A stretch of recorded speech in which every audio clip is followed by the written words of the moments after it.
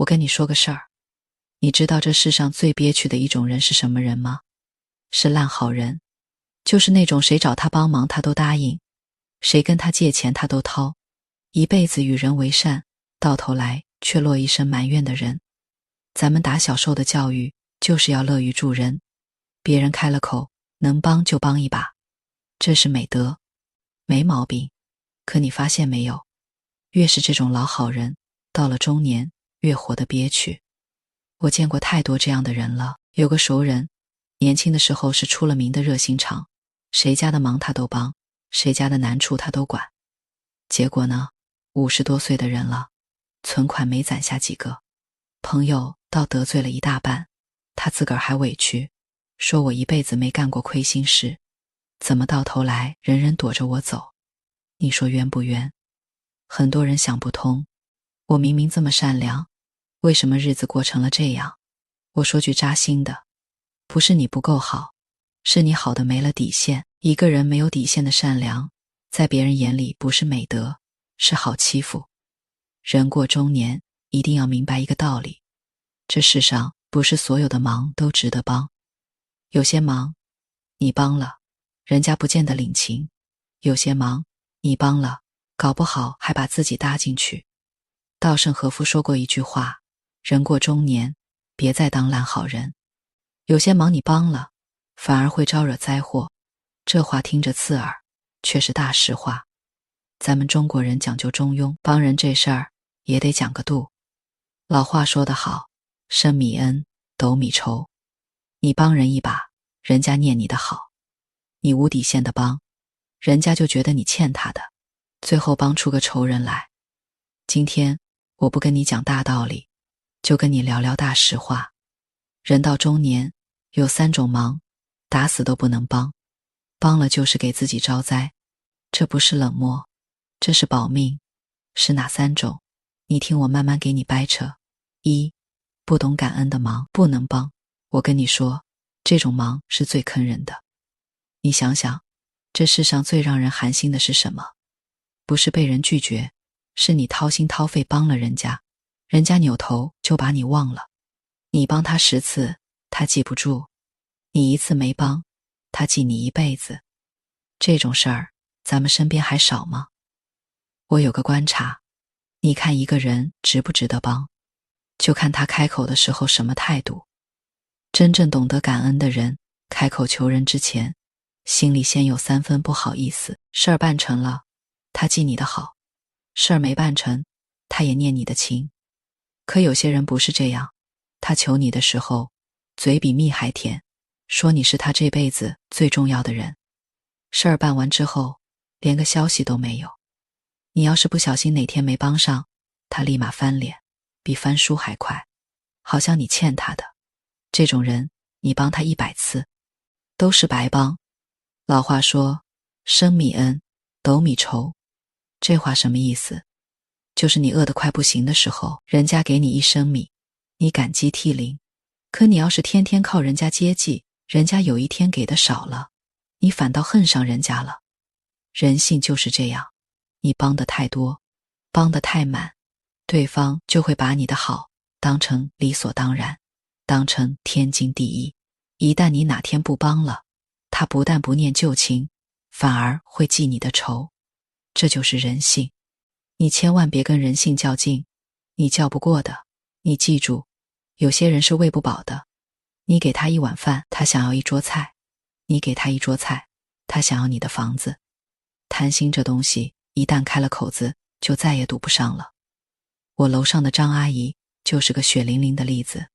张阿姨退休好几年了，老伴儿走得早，儿女又都在外地，就她一个人守着老房子，手头攒了点养老钱，日子过得特别节俭。她有个远房侄子，在城郊开了个小饭馆，头2年生意不好，3天2头来找张阿姨，今天说进货差2000，明天说交房租差5000，每次来都提2袋水果，一口一个菇，叫得比亲儿子还亲。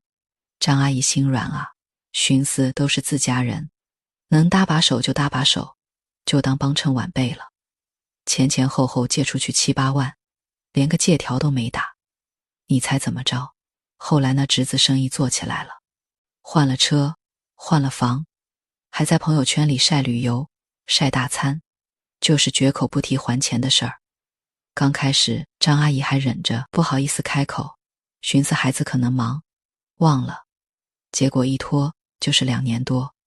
张阿姨实在忍不住了，有天晚上鼓足了勇气给侄子打了个电话，话还没说完，那头就火了，说：姑，你那点钱老惦记着干啥？你一个人在家1个月能花几个钱？我这刚起步，资金全压在货上了，你总不至于把我逼死吧？说完啪地挂了电话。张阿姨拿着手机愣在原地，眼泪啪嗒啪嗒往下掉。她跟我说，我不在乎那几万块钱，我寒心的是我把他当亲儿子待，他却把我当提款机。更让人无语的是，这事儿在亲戚圈里传开以后，还有长辈反过来劝他，说你一个孤老太太，那么多钱留着干嘛？侄子是你家的根，你不帮衬谁帮衬？你听听，这是什么混账话？张阿姨气得病了一场。打那以后，她算是彻底看清了。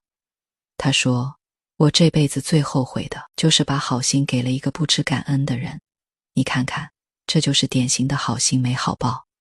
你帮了他，他不但不念你的好，还觉得是理所当然。你一旦停下来，你反倒成了坏人。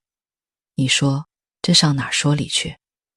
张阿姨这遭遇，我太能共情了，因为我自己也干过这种傻事儿。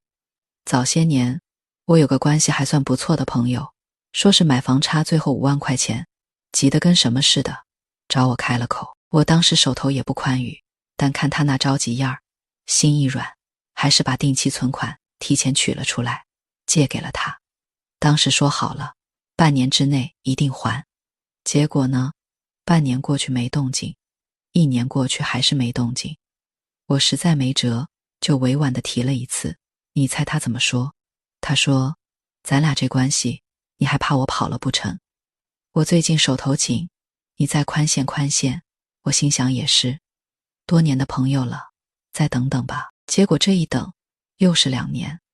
后来钱是还了，你知道怎么还的吗？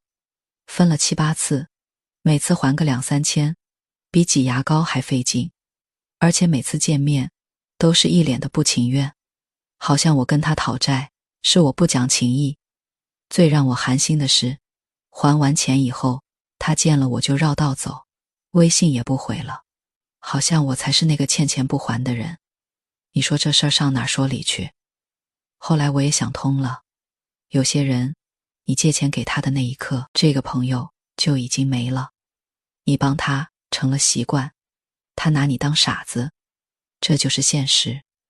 我还认识一个做生意的朋友，姓赵，外号赵，大善人。为什么叫这个外号？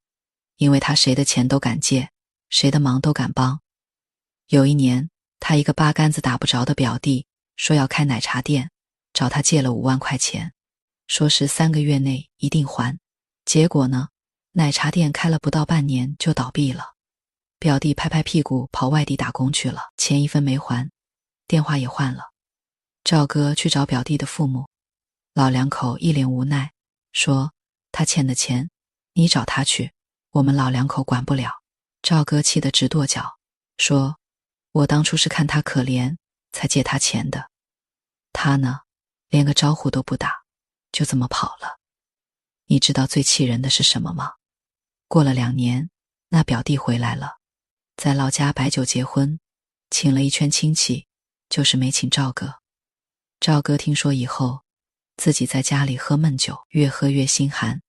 他说，我不求他感恩，可连句人话都没有，这也太过分了。后来赵哥跟我说，他这辈子最后悔的一件事，就是当了这个烂好人。他以前总觉得做人要大度，要助人为乐，现在他明白了，你的大度在那些没良心的人眼里就是软弱。他说，从今往后，谁再跟他借钱，他一律说没有。不是他变抠了，是他怕了。他怕自己辛辛苦苦挣来的钱又打了水漂。他怕自己的真心又一次被人扔在地上踩。你说，这不是被逼的吗？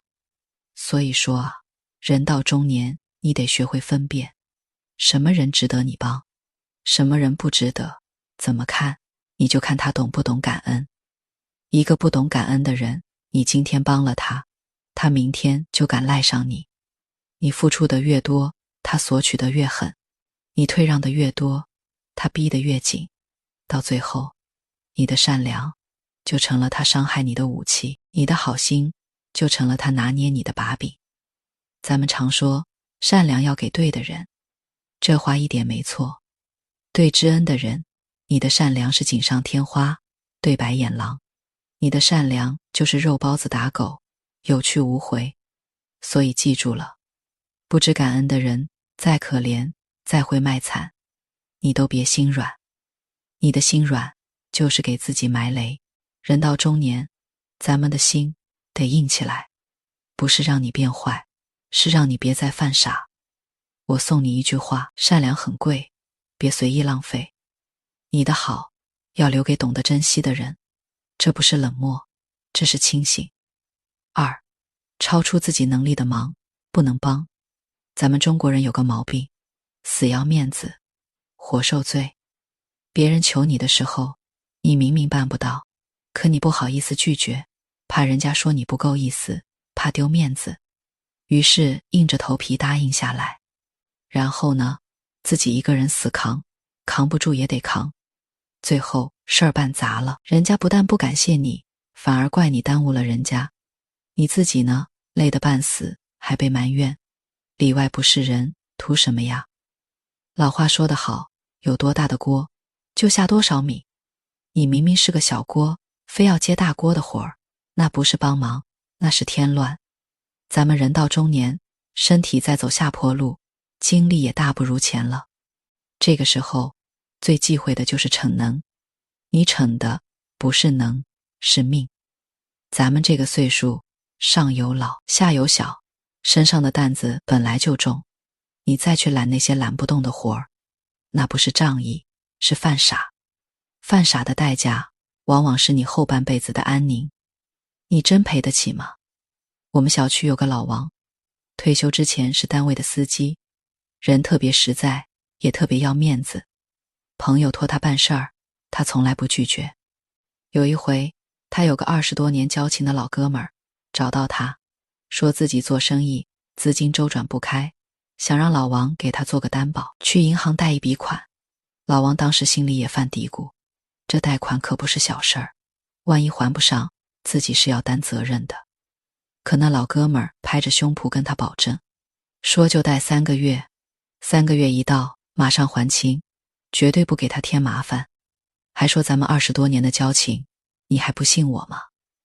老王一听这话，面子上挂不住了，脑子一热，就签了字。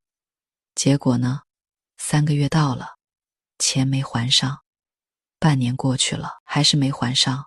后来那老哥们儿直接跑路了，生意亏了，人也联系不上了，银行找不到人，就来找老王。老王的退休工资卡直接被冻结了，每个月工资一到账就被划走还贷。他老伴儿气得高血压都犯了，天天在家里骂他，说你这辈子就毁在这儿要面子上了。老王蹲在楼道口抽烟，唉声叹气，跟我说，兄弟，我真蠢啊，为了面子把一辈子的老本都搭进去了，你说这图啥呢？我看着他斑白的头发，心里特别不是滋味。可我也知道，这时候说什么都晚了。你说他当初要是硬着头皮说一句我帮不了，顶多那一会儿脸上挂不住，哪至于像现在这样，老两口后半辈子搭进去，还落一个里外不是人，面子害死人啊。说句实在话，我也干过这种打肿脸充胖子的蠢事儿。前几年有个同事结婚，非要拉着我一起随大份子，我当时手头正紧，但他当着好几个人面起哄，说咱哥们这关系，你怎么也得给个吉利水吧。我脸皮薄，当时下不来台，硬撑着随了一个大红包，相当于我半个月工资。回家以后，我自己啃了半个月的馒头，那滋味儿真不好受。后来我想明白了，我为什么要为了一时面子让自己遭这么大的罪？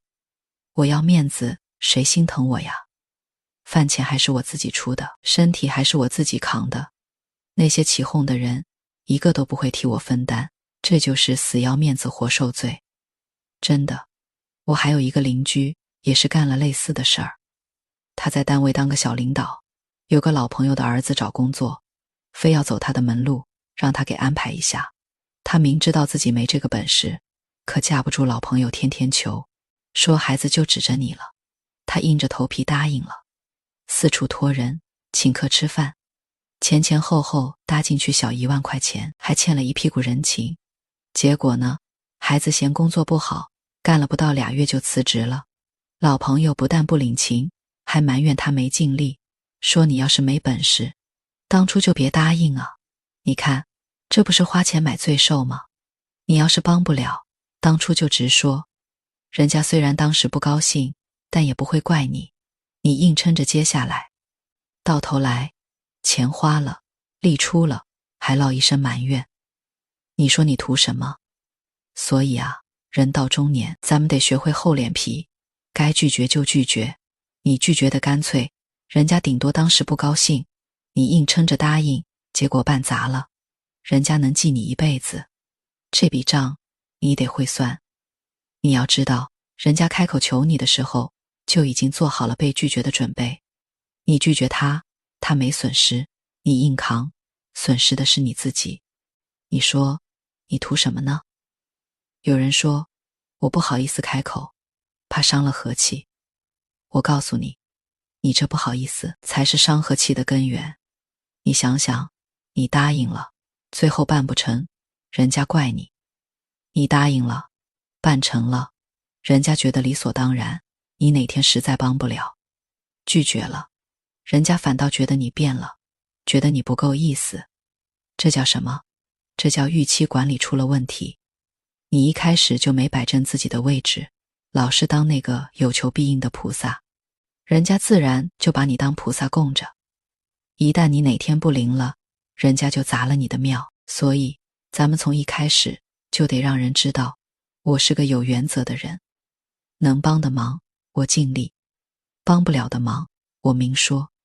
我不打肿脸充胖子，我也不勉强自己。这样的话，人家反而会敬重你。你信不信？人有时候就是这样，你好说话的时候人人踩你，你硬气起来，别人反倒客气了。你见过哪个好欺负的人被人尊重过？没有的事儿，咱们要的是尊重，不是可怜。说到底，帮忙这事儿得掂量掂量自己的斤两。你有多大能耐，就揽多大的活儿。你帮不了的忙，早早跟人家说清楚。这不是不仗义，这是负责任。你硬着头皮帮了，帮成了，人家觉得理所当然；帮砸了，人家怨你坏事儿。你自己呢，还搭进去时间、精力，甚至存款。这种忙，你帮他干什么？人到中年，咱们的肩膀上扛的不只是自己，还有一大家子。你的健康，你的积蓄，你的安宁，都是这个家的根基。你这根基要是垮了，你让一家人怎么办？所以记住了，超出自己能力的忙，果断拒绝，别犹豫。你拒绝的是麻烦，守住的是自己。我再说句掏心窝子的话，这年头真正替你着想的人，不会让你为难，让你为难的人也没把你当回事儿。你为了一个没把你当回事儿的人，把自己搭进去，值吗？肯定不值。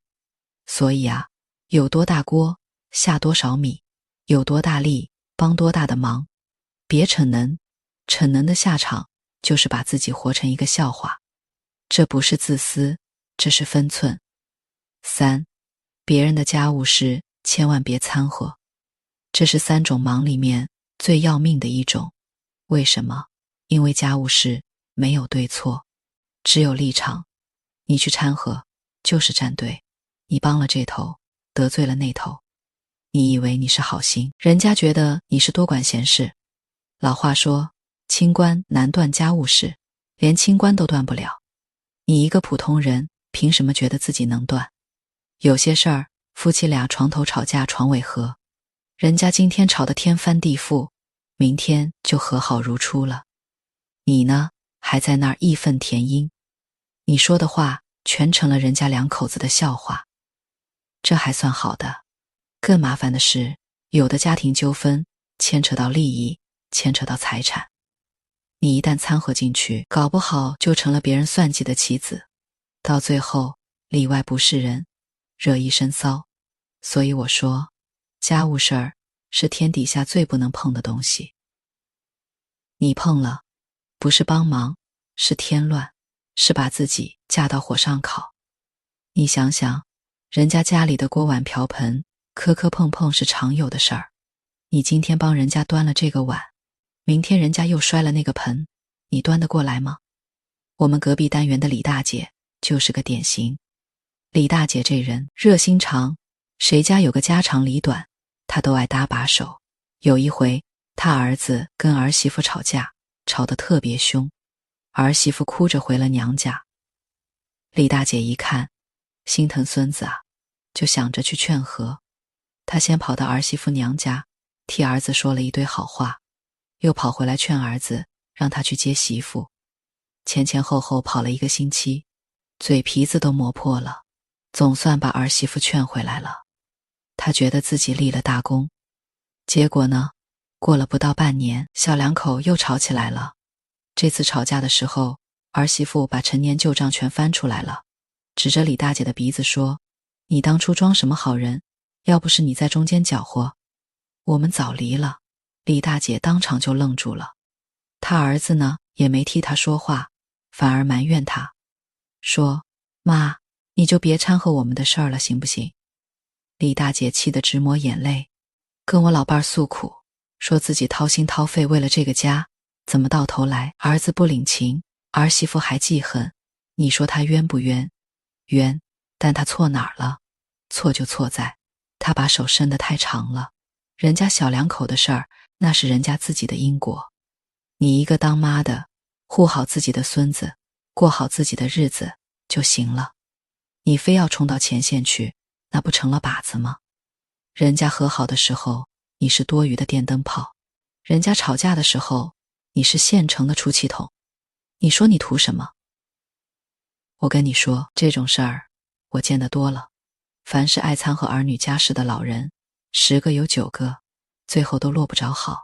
你以为你在帮他，他嫌你管得宽；你以为你在劝和，他嫌你偏心眼，到最后你的好心全成了驴肝肺。我自己也栽过这种跟头。我有个表姐跟她妹妹，就因为老家一套房子的事儿闹得不可开交，俩人都觉得自己吃亏了，都来找我评理。我那时候年轻，真觉得自己能主持公道，就认真帮他们分析谁多得了，谁少得了，还劝这个让一步，劝那个想开点，费了好大的劲儿，总算达成协议了。结果呢，事后俩姐妹都觉得我偏向对方，都觉得我在算计自己。表姐后来1年没跟我说话，我到现在回想起来，都觉得自己那会儿特别傻。你说我图什么呀？她们姐妹俩打断骨头连着筋，过几年人家和好了，一聊起来，当年那事儿准是我这个多嘴的落埋怨。这就是掺和人家家事的下场。你用真心换不来一句好，你用热情换来的是一身骚。从那时候起，我就给自己立了个规矩，别人的家事一个字都不掺和。谁来找我评理，我就说这事儿我不懂，你们自己商量。你说我不近人情也好，说我怕事儿也好，我都认，因为我太清楚了，掺和人家家事的人没有一个有好下场的。我再给你讲个事儿，我们老家有个老刘，出了名的热心肠，村里谁家两口子打架，都爱找他评理。有一回隔壁两口子闹离婚，女方说男方家暴，男方说女方不守妇道。老刘一听火冒三丈，拍桌子把男方骂了一顿，还劝女方赶紧离。结果呢，人家两口子没过2月就和好了，还一块儿去赶集，手拉着手。这事儿传出去以后，男方恨老刘恨得牙痒痒，见面都不打招呼。女方呢，也觉得老刘多管闲事，说他当时说话太难听，差点毁了自己家庭。老刘气得好几天吃不下饭。他说，我这好心好意，怎么反倒成了仇人了？我告诉你，这就叫典型的好心办坏事。人家两口子的事儿，外人永远看不明白。你看见的是男方凶，可你没看见人家平时的好。你听见的是女方哭，可你不知道她也撒过泼。家务事永远是一团乱麻，你非要去理出头绪来，结果就是把自己缠进去，越缠越紧，最后剪不断理还乱。所以你千万别觉得自己能断人家家务事，你没那个资格，也没那个能力。你唯一能做的就是闭上嘴，走开。人家没求你，你千万别主动凑上去。人家求你了，你也别接这个活儿。你就说，这事儿我真管不了。你这么说，人家顶多觉得你不够热情，可你要是掺和进去，人家会记恨你一辈子。这笔账你自己算算，哪个划算？所以我常说，人到中年一定要学会一个词，叫课题分离。什么是课题分离？就是别人的事儿是别人的课题，你的事儿是你的课题。你别拿别人的课题来折磨自己，也别把自己的课题交到别人手里。家事这个东西，最是剪不断理还乱。今天他觉得自己委屈，明天他觉得自己吃亏。你站在谁的立场，都觉得有道理。你听谁讲，都觉得他难。可你一旦掺和进去，你就成了全家的公敌。所以，聪明的做法是什么？